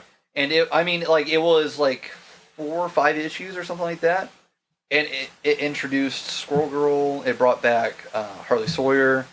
It brought in Moon Girl, which we'll probably have to talk about the Moon Girl show at another time. Yeah. But it brought all of them in under the same roof. I'm just going to mention it's just going to be the two of us for a minute because John had to leave. Yeah. So I'll make, if you don't hear John's voice, that's why. They've done MCU comics before. Right. That may not have been the MCU, but it was a MCU. Right. They definitely need to go into multimedia tie-ins because just like the Netflix shows are part of the MCU, kind of. Exactly. This was something that a lot of people were saying about James Gunn, where James Gunn was like, "Oh yeah, I read this comic, and these comics are inspiring these new movies and all that stuff." Where people have been like, "Well, see, that's what Marvel needs to do," and they're absolutely right. Marvel needs to not only already capitalize on the fans that are that have bought the comics, that have read these stories prior to seeing them on screen. Not only can they grab that audience and make more capital off of them, but they can also do it for the people that just love the MCU. Right. Because there are those fans, and yes, they are fans even if they haven't read a freaking comic. Yeah. I will die on that hill as well. Yes. Like if you've seen an MCU movie and you like the MCU movie and you keep going to see MCU movies, you're a Marvel fan. Doesn't matter if you've read the comics or not. I feel like you at least have to, even if you've not read them, you at least have to respect the comics, though. Absolutely. Don't be like, oh, well, why read those? Yeah, exactly. Like, if you're just going to dismiss literally what sparked it, I don't know, man. Yeah, I think that's one of those things where you need to review your entire thought process. Yes. But that's my opinion. I agree with that. I just wanted to declare that. But if they do multimedia tie-ins like that, where they make comic books based off MCU stories, stories that they couldn't take time away from a movie to develop. If they did multimedia tie-in, like we said, either a series or a comic, that would be great. I think that it would benefit in comic form. Yeah, I think that would because one issue that I have with What If is they aren't able to get everybody back for their characters. Right. Like, obviously, if they bring Black Panther back, it's not going to be Chadwick Boseman. Right. But like they could always use his cousin Akeem. They could. I don't know. I think that it would benefit more in comic book form. But during the entire interaction between Bill Murray's character and Janet, I was picturing like a Ghostbusters age Bill Murray interacting with a Batman Returns age Michelle Pfeiffer. Yeah.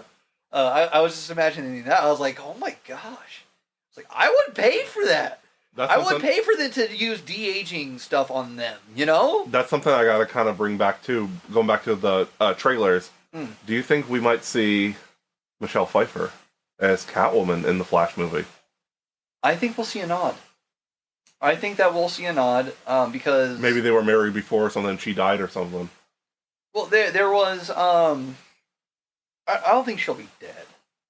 I don't think that. Maybe they're divorced or something. Maybe they're divorced. Because I feel like they did get married sometime. Maybe she's just literally out of town. Yeah. Like, that's a cop-out kind of feeling, answer for why she's not there. But I mean... But I feel like they were married in that. Yeah. Because, have you read the Batman 89 comics? No. They did a mini-series, I believe. I don't think that's an ongoing run. And it already finished. It was like six issues. And it was really good. Okay. I really liked it. The Robin in it was interesting. I'll say that. But it was good. I was pleasantly surprised by the I wish that we would get more of that kind of content. Yeah. Which, I mean, DC is very heavy on, bringing back legacy content. Yeah. Where, like, they did the Batman 89 comic, they did a Wonder Woman, I forget when Wonder Woman came out. It was 70s? 70s? Yeah. Was it like 77 or something like that? I think. I know really, Batman was 66. I just haven't watched all of Wonder Woman. I haven't gone. I haven't watched any of it. And I've tried Batman 66 so many times, and I cannot get into it. Just man, you know what? There's a reason why there's two of us. Because I love Batman 66. I watched that with my dad. Like I love Batman 66 almost as much as I love Smallville. Which I've been actually rewatching Smallville recently. I'm buying the Blu-ray. I need to buy the Blu-ray with the digital codes because I can't continue watching it on. I can't continue watching it on Hulu because the ads are killing me. Well, they put it in the middle of an action sequence. It is February, which means it's tax time, which means I'm getting mine at tax time. Well, I've got my personal things with tax season because I went into a higher tax bracket halfway through this past year, and they applied that tax bracket to my entire year. Oh no! Yeah, so I had to pay $500 in taxes to get like $200 back. And maybe not then. Yeah. Maybe not this time. Yeah. Oh, no, it's like $67 or something on Amazon. So for the Blu-ray, it's like 110. Not what I saw. I saw something that was in like 60s. Maybe it's on sale. It might have been on sale when I looked at it. So it's, I was going to say the other day it was like 110. Yeah, it might be that now. But I saw it when it was like 67 recently. I wouldn't mind if it was 67 when I bought it. That would save me $50 almost. Yeah. Yeah, it's 119 right now. It's 70 for the DVD. I don't know. I should be happy with one that I got because I got the big old collector's edition one. Yeah, when they came out with the first complete series. I shouldn't be upset by. I'm missing one disc, and I don't know where the remote is for. I would love to do a Smallville episode. Oh my gosh! Because going back through this, I'm remembering everything that I felt when I first watched it. Yes. And not only that, but I'm able to remember everything. I'm able to remember everything a lot better now. Because when I watched like the first 3 seasons in like sequential order, the last time that I did that was the Christmas that I got the set, and I was like down with the flu really bad. Ugh. So like I was constantly running back and forth from the bathroom, and I was in that sick haze like the entire time. But I'm going back through everything now. Yeah. And I'm currently on the 4th episode of season 2, which is Red. Yeah. Which is the one where he first experiences red kryptonite. Yeah. I forgot how fun the 2nd episode of season 2 was. Heat, where he discovers his heat. Oh yes. so when I was watching it as a kid, I didn't and I've said this about Without a Paddle, like I didn't understand. So one of the last times I did my watch throughs, I was like, oh, so he likes her. I was like, okay. And that was kind of like all that there was the entire episode. I was like, okay, he just liked her. You didn't get to getting turned on by her. No. I didn't like quite put that together. Like obviously I had the gist, but I didn't really know. So when I rewatched it the other day, which I rewatched it before we went and saw Quantamania. Okay. So I jumped from the DC pool straight into Marvel one.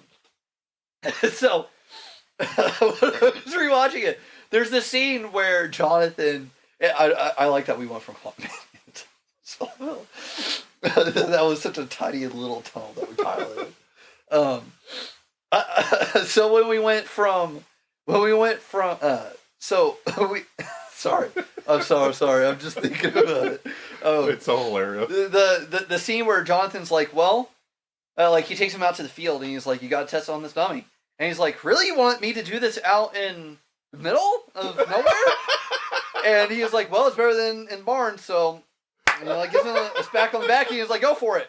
And so like Clark is like trying, and he's like, Dad, this I think this would be a bit easier. And Jonathan's like, if I wasn't right next to you, you're right. So he like walks like 30 feet away, and he like kind of like turns around until he hears something. And I was like, the like coy smile that he gave Clark right after. The double entendre of the whole scene. Yeah. It was. I was like, how embarrassing does it have to be? Just in universe, how embarrassing does it have to be standing next to your son saying, "Son, I need you to get turned on. I need you to get turned on right now." Like, how embarrassing would that have been for him? I feel like there comes a time in every parent's life where they're like, "Oh God, I have to give this talk." Yes. And that's going to be embarrassing no matter what. But I feel like nothing is going to top being like, okay, son, in order for us to activate your heat vision, you have to get turned on. So think about what just turned you on. And then you get a slap on the back from your father. Like, it's one of those times where Tom Welling, initially as Clark, was really awkward. Because he played being a teenager really well. So he had to play an awkward guy. Yeah. So it was one of those times where him being really awkward as Clark really came into play. It works so great. I told my fiance about it, but she's a Smallville hater. Yeah. Oh. Yeah, because her dad is like Christopher Reeves. Okay. So she got it from her dad, and I've been telling her that this entire time. Like, the only reason why you hate Smallville is because her dad does. Yeah. I've turned her brother onto our side. Oh, good. So I turned him onto it because he was like, "Man, this isn't as bad as I remember it being." I was like, "It's because it's not bad." I was like, "It's not a superb TV show." Like, I mean, there were a lot better quality shows coming out at that time. Yeah. But there was also nothing going as ambitious as Smallville. Right. And so, it's just emotional attachment to the show. Yeah, absolutely. Like my thing with Smallville is, like, I watch it with my dad every single night. I remember it came on after Supernatural. I didn't even watch it when it first aired, but just like going through that journey, all 10 seasons, it's incredible. It is, and I mean, I picked up. My dad didn't start really watching it consistently with me until 2009. Just for a brief explanation, I've mentioned 2009 a couple times. My mom went overseas. Okay. She was active duty in the military. She's not anymore. Okay. Still alive with all limbs, thankfully. That's good. But she went overseas in 2009. It was my dad that took care of me and my brother. Yeah. And so that's when I started watching it every week. Was when I was living with my dad. Right. I mean, that, like, we would watch it periodically before then too. Yeah. So it's not like I was just diving into season 8 at that time. Yeah, something like that. It's not like I was just diving in. But, like, I remember watching the Green Arrow episodes with him. I remember watching some of the third season with him. Like, I think that I had to watch the first 2 seasons on my own. Okay.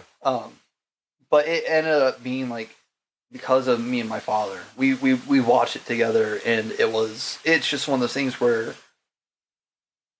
I feel like it's one of those things where everybody has that with somebody. Right. Like Paul with Scream 4. Yeah. It's just one of those things, and I definitely feel like that's a big reason why I like Smallville. But Smallville's a really great show. I think that everybody that doesn't give it a fair chance should give it a fair chance. Right. Because when Arrow came out, a lot of people were bashing Smallville. Yeah. Like I remember, I was very excited for Arrow when it came out. I started watching it like episode 17, and I've watched it since. I will remember I was there series premiere. So I was there from the get go. Same for Flash. I was for Flash, yeah, and Supergirl and Legends, and I liked the first season of Arrow when it came out. It's definitely grown on me more because of the evolution of the character. Yes. But I remember somebody was bashing Smallville online, and when that show came out, I was like 14, 15. Yeah. Hadn't really been online a whole lot, so I got in a fight with somebody about the show. And they were like, well, Smallville sucks because of CGI and all this other stuff. Like listing Darkseid at the end of season 10. Literally the end of season 10. Yeah. I was like, well, the rest of it was pretty good, especially for the time. I was like, and on top of that, at least Smallville knew what it was instead of being a Batman Begins knockoff for Green Arrow. Oh. And I remember I got a lot of flack for that. Yeah. I've still maintained that opinion for the first season. Yeah, the first season, definitely. I still maintain that. They were trying too hard to make him Batman. And I don't know. Smallville was just really good. And back to the original discussion, Quantamania was also good, just not the top half in my opinion. If it is the top half, it's within the top 45%. Yeah. I think that's about it for this episode, but I do want to say we will have a couple TV show episodes. Smallville. Yes. Arrowverse. Yes. Mando. The Expanse. Mando is going to be in the Star Wars discussion. We're going to keep going through that. Okay. Mando will be more than one episode because Mando's basically cinematic. Well, I mean, if we're doing like an episode review, we'll do like quick reviews, But the other one, this one will definitely be this year. Power Rangers 30th anniversary special. I've been rewatching the original Mighty Morphin seasons. I've never made my way through all of it, so I'm going to do that. I've made my way through all of it. It's just it was rushed the last time that I did it. Which the last time that I did it was the only time that I've ever completely done it. So I'm trying to take my time going through it. But I'm doing that in prep for the 30th special. Yeah, the 30th anniversary is actually August 28th. Yeah. So probably the first week in September is when the episode will drop. Yeah. That's going to be a hard thing to watch for obvious reasons. Yes. We're going to do a full episode on that. We have. Yeah, that's definitely going to be a full episode. We'll talk about the various series, obviously Mighty Morphin. Yeah. And we'll bring up the 2017 movie because that's freaking amazing. It was so hard for me not to mention anything in this one because it got the same critic treatment. Yeah. As Quantamania. And I drew that comparison on Twitter. And I know that I'm speaking into a void on Twitter. But I can relate everything back to Power Rangers 2017 if you only give me a chance. Yep. And this one, I had a chance. So next week will be Cocaine Bear review. And I'll look back at our top movies of last year and maybe 2021. I'm going to have to get my list together. And that's all we got for today. All right. Well, thank you guys for listening. We really do appreciate all the support that we've gotten. Yes, for sure. And hopefully we will have merch soon. Yep. We've already had some ideas come up about it. Yes. So I'm looking forward to it. We will see you guys next week. Bye. Next week.